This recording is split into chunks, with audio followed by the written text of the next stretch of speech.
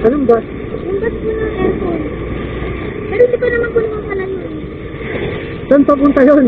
Kaya nga po yun, hanggang Fairview, tingnan ko. Hanggang Fairview. Tara. Dali lang. Ang bigat eh. Tuloy-tuloy yung likod mo. Yung bus. Alam mo yung plate number? Hindi ko po natanda. Tayo dyan. Tara. Dali lang, mag-helmet ka muna. Baka mahuli tayo. Ay, sige, sige. Pero papuntang Fairview. Opo. Tara.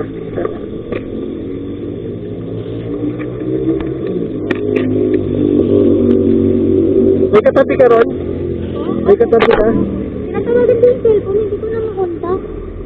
Pero nag-ring siya una, tapos saka hindi na siya nagre-ring.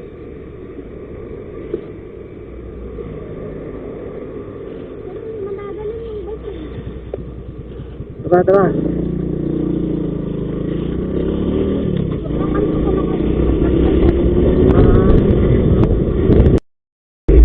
Ha? Yan na yung mga bus na Tignan mo. Baka nandyan. Yun nga mga dads, sad to say hindi namin nakita yung bus na sinakyan niya. Sayang yung cellphone ni Madam worth 14,000 pa naman. Pero sabi niya mas mahalaga daw yung mga contacts na nandun.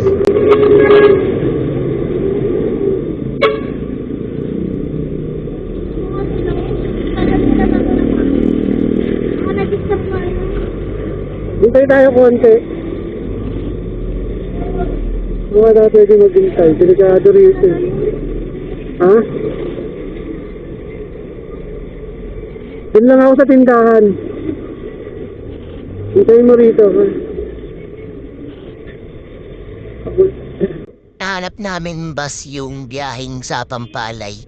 Nakarating na kami hanggang San Jose del Monte, Bulacan, pero hindi namin makita yung bus na nasa kanya. Kaya ang ginawa namin, dumire-diretso na lang kami hanggang sa makarating kami malapit sa terminal ng sa Pampalay para abangan lahat ng bus na dumadaan, baka makita niya yung driver. Kasi natatandaan daw niya yung mukha pero hindi niya natatandaan kung ano yung body number ng bus. Sinubukan na rin namin tawagan yung cellphone niya. Sa una nag-ring pero bigla na lang namamatay.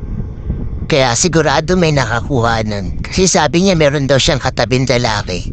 Kaya shout out sa katabing lalaki ni Madam. Kung ikaw man nakakuha ng cellphone niya, pakisagot na lang yung tumatawag doon. Kasi sabi ko sa kanya tawagan niya ng tawagan at i-text niya.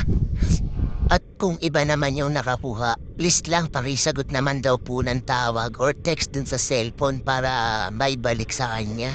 Pagbibigay daw si Madam ng reward sa makakapagsoli ng cellphone niya.